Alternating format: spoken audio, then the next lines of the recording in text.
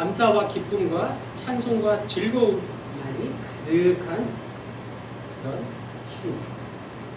시인은 하나님의 백성이 창조주 하나님을 찬송해야 할 이유를 이렇게 노래하고 있습니다. 첫째, 그분은 선하시고 정직하시고 공의와 인자로 세상을 통치하시는 분이십니다. 둘째, 그분은 말씀으로 천지 만물을 창조하셨습니다.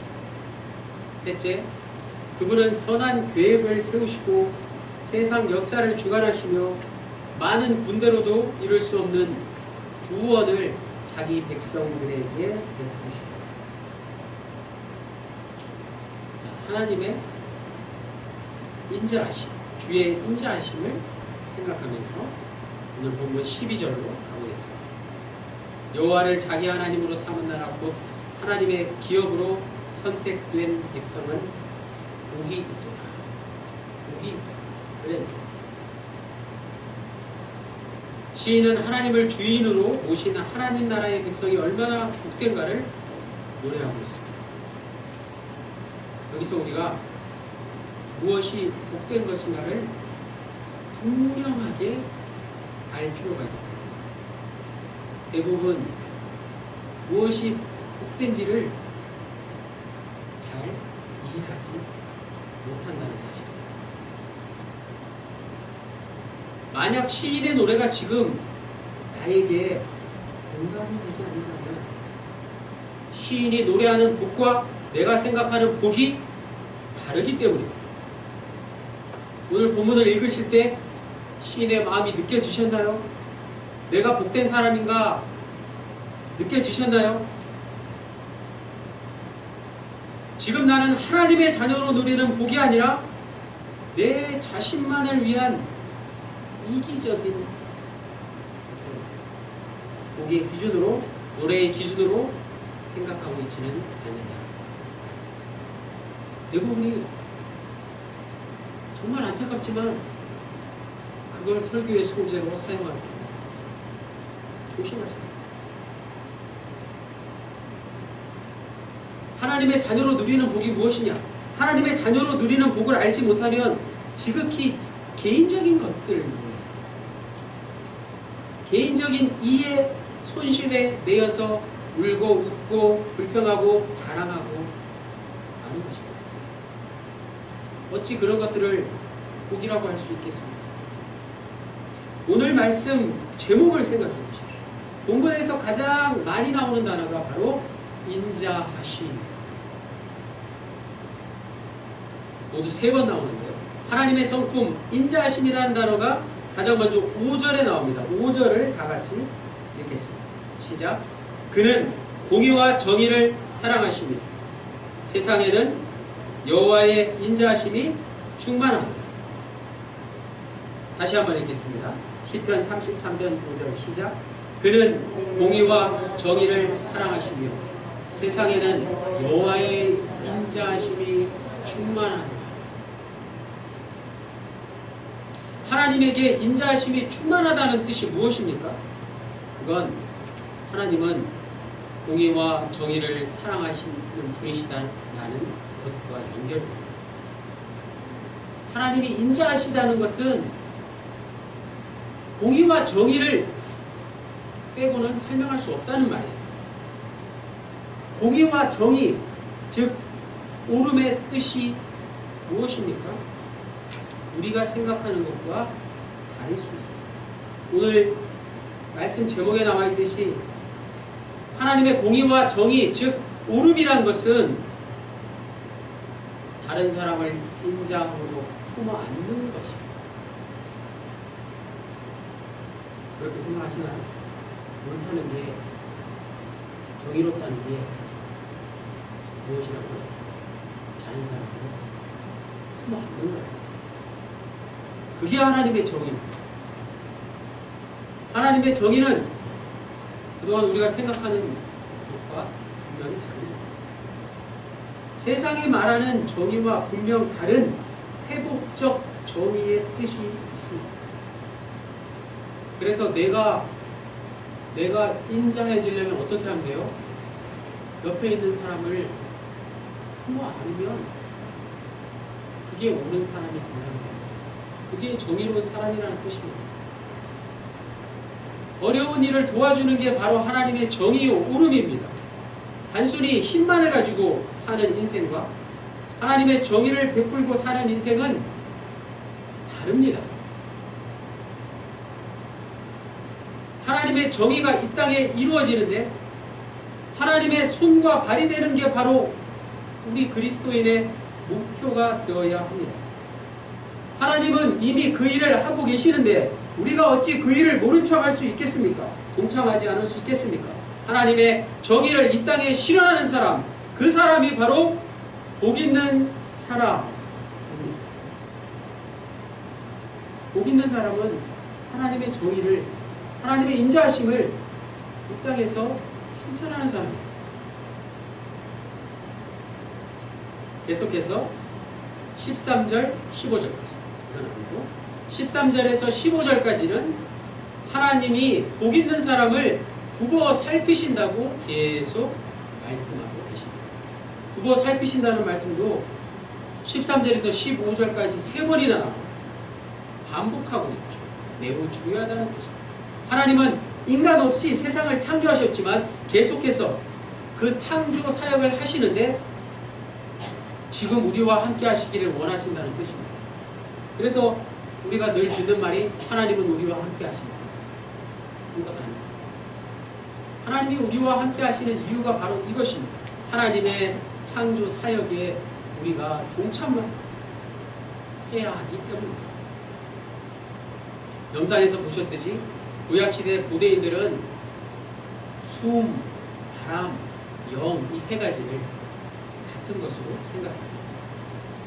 숨이 붙어 있는 한 우리는 하나님의 영과 함께 한다고 고대인들은 생각했습니다. 하나님이 우리와 함께 하신다는 것.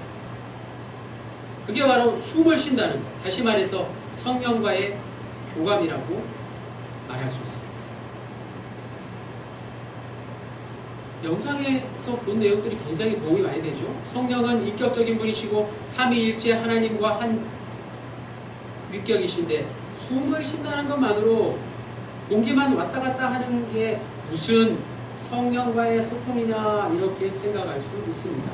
하지만 그렇지 않습니다. 공기의 성분 중에 질소가 있고 산소가 있고 뭐 그런 것 자체만을 성령이라고 하는 게 아니라 공기가 우리 몸속에 들어와서 일으키는 생명 현상을 가능하게 하는 그 힘을 성령이라고 하는 것입니다. 우리가 성령 강림절을 계속 보내면서 성령의 의미를 분명히 알게 되겠죠. 우리가 숨을 쉬지 않으면 생명을 잃는 거니까 우리가 다 알 수 없는 방식으로 성령은 지금 우리 안에서 활동하고 계십니다. 따라서 우리가 숨 쉬고 있는 것 자체를 성령과 함께하는 것이라고 말씀드릴 수 있습니다. 반대로 나쁜 일을 하면서 숨을 쉬는 것, 그것도 성령과 함께하는 것입니까? 라고 생각할 수도 있습니다. 네, 그때도 성령이 함께 하십니다. 하지만 사람이 성령을 외면하고 있을 뿐입니다.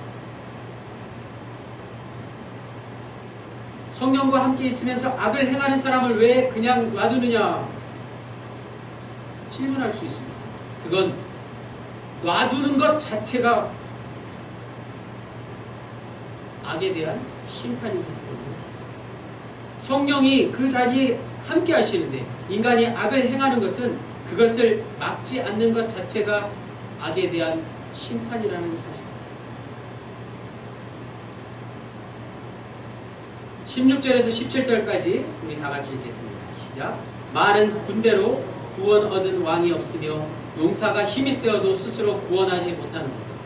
구원하는 데에 돈 많은 헛되며 군대가 많다 하여도 능히 구하지 못하는 것. 우리가 이 세상을 의지하는 것은 이처럼 분명히 표가 나는 것들입니다. 시인이 표현하고 있듯이 군대를 동원해서 무엇을 해보려고 하는 것, 그런 것들 말입니다.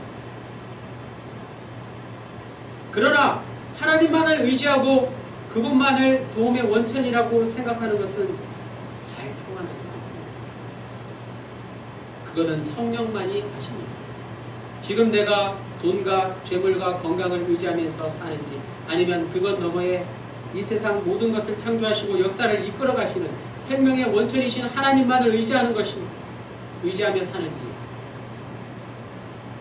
성령님만이 판단하실 수 있다는 뜻입니다. 인간이 판단할 수 없는 영역입니다. 동시에 성령은 우리에게 열매로 드러납니다. 사랑과 평화와 기쁨 같은 것이죠. 사랑과 평화와 기쁨이 우리를 지배하고 우리의 삶을 가득하게 하고 우리의 내면 세계를 충만하게 채우면 그게 바로 하나님만을 도움과 방패로 삼는 사람, 성령 충만한 사람의 모습이죠.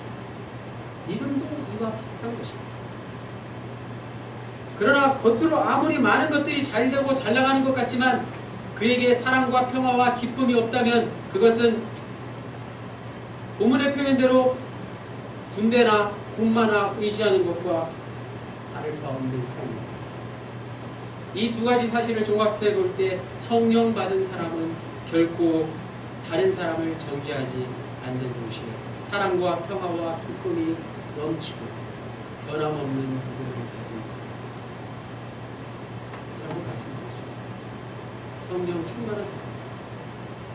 내가 성령 충만할 때의 모습이 어떤지 잘 생각해 보십시오. 다른 사람을 정죄하지 않아요. 사랑과 평화와 기쁨이 충만하고 넘치고 믿음이 굳건해 늘 변함이 없다는 사실. 18절에서 19절까지 읽겠습니다. 시작. 여호와는 그를 경외하는 자 곧 그의 인자하심을 바라는 자를 살피사 그들의 영혼을 사망에서 건지시며 그들이 굶주릴 때에 그들을 살리시는도다. 오늘 말씀의 요점입니다. 주보 이만입니다. 여호와는 그를 경외하는 자 곧 그의 인자하심을 바라는 자를 살피사 19절에 그들의 영혼을 사망에서 건지시며 그들이 굶주릴 때 그들을 살리시는, 여기서 그들이 사는 이유를 분명히 말씀해 주고 있습니다. 군대나 군마 같은 것을 의지하는 게 아니라 여호와를 경외하는 사람이 산다는 사실. 살린다는 것은 부자가 된다거나 왕이 되게 하는 것을 말하는 게 아니라 하나님만의 방식으로 살리시는 것입니다. 하나님이 전혀 다른 생명을 우리에게 허락하십니다. 그것이 우리를 사는 것입니다. 예수님을 부활 생명으로 살리신 것처럼 당연히 오늘 우리는 여호와를 즐거워하고 그분만이 우리의 도움과 방패라고 생각하며 살고 싶습니다. 그게 바로 우리의 믿음이 되어야 하는 것입니다. 마지막 20절에서 22절까지 읽겠습니다. 시작. 우리 영혼이 여호와를 바라며 그는 우리의 도움과 방패시고 우리 마음이 그를 즐거워하니 우리가 그의 성호를 의지하였기 때문입니다. 여호와여 우리가 주께 바라는 대로 주의 인자하심을 우리에게 주소서. 아멘. 주의 인자하심을 우리에게 주소서. 20절에서 22절까지 세 가지 바라라, 의지하라, 기도하라. 베풀어 달라고 기도하라. 이것이 바로 오늘 우리가 해야 할 일들입니다. 전능하신 하나님이 우리의 도움과 방패가 되셔서 우리를 살려주실 것을 바라는 것입니다. 그게 바로 하나님을 소망하고 기대하며 사는 것입니다. 그 하나님만이 우리의 살 길이라는 것을 믿고 의지하는 것입니다. 하나님을 믿고 신뢰하는 것입니다. 그래서 그런 하나님께 기도할 수밖에 없는 것이죠. 하나님, 우리의 살 길은 주님밖에 없사오니 하나님의 인자하심을 베푸셔서 우리를 살려주십시오. 이렇게 기도하십시오. 이 믿음을 가지고 나 자신과 이웃을 위해서 그리고 나라와 민족을 위해서 기도하시는 우리 모두가 되시기를 바랍니다. 창조주 하나님의 이야기는 창세기 1장으로 나가니 창조의 주체는 하나님이십니다. 창조는 지금까지 계속되고 있다는 사실. 예배 중에 부른 477장의 가사대로 하나님은 늘 창조를 진행하고 계십니다. 따라서 우리가 흔히 보는 계절의 변화는 결코 당연한 게 아니라는 사실입니다. 모두가 하나님의 창조 사건입니다. 우리가 하나님의 창조하심을 느낀다는 것은 하나님을 새롭게 경험하는 것이라고 말씀드릴 수 있습니다. 더 나아가서 하나님은 질서 정연하신 분이십니다. 따라서 인간 세계에서 불의가 판치는 것 같지만 여전히 하나님의 법이 이 세상을 지배하고 있기 때문에 오늘 우리는 든든히 살아갈 수 있는 것입니다. 인간의 짧은 생각으로 짧은 시간만 보기에 하나님이 없는 것 같지만 하나님의 생각으로 오랜 시간을 보면 하나님은 여전히 살아계셔서 역사하고 계십니다. 오늘 시편 33편의 저자는 바로 그 사실을 깨달은 사람입니다. 본문에 나오는 의인은 하나님을 예배하는 자를 뜻합니다. 다시 말해서 본문의 의인은 단순히 의로운 자를 뜻하는 게 아니라 내 삶을 하나님 앞에 재정립하기 원하는 사람이라는 뜻입니다. 다시 새로운 인생을 시작하고자 하는 사람을 뜻하는 것입니다. 세상 일이 마음대로 뜻대로 잘 되지 않아서 오늘 주일 아침 이 자리에 나와서 하나님께 예배드리며 새롭게 시작하려고 하는 것 아닙니까? 그것이 바로 하나님의 자녀다운 태도 아니겠습니까? 그렇다면 이제 세상으로 나가서 하나님의 자녀다운 일이 아닌 것들로 떠나십시오. 하나님의 자녀다운 일이 아닌 것은 피하십시오. 하나님은 공의와 정의를 사랑하시고 세상에는 여호와의 인자하심이 충만하시다는 사실을 늘 기억하시면서 우리도 하나님의 성품을 닮아서 하나님의 인자하심을 본받아 남은 여생을 살아갈 수 있기를 주님의 이름으로 간절히 축원합니다. 나는 길 잃은 나그네인데 죄 중에 헤매이는데 하나님께 찬송 부르시고 기도하겠습니다.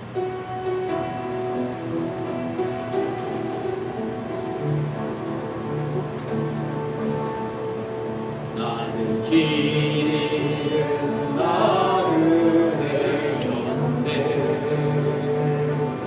죄 중에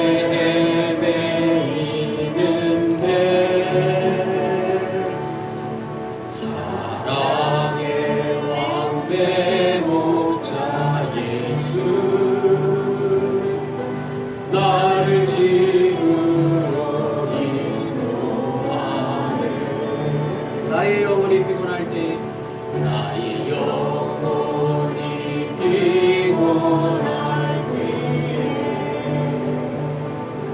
날 붙들어 힘 주시려 날 위로해 주시는 예수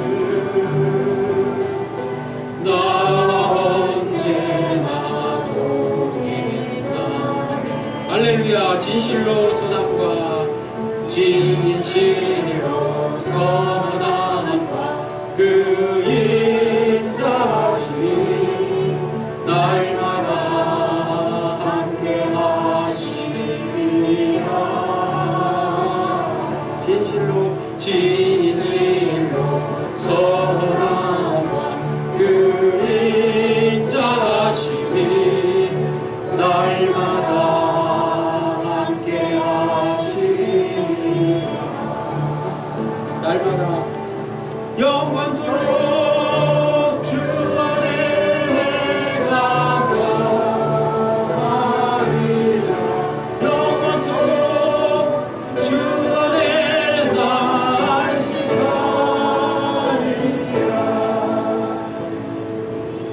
진실로 선함과 그 인자심 날마다 함께 하시리라.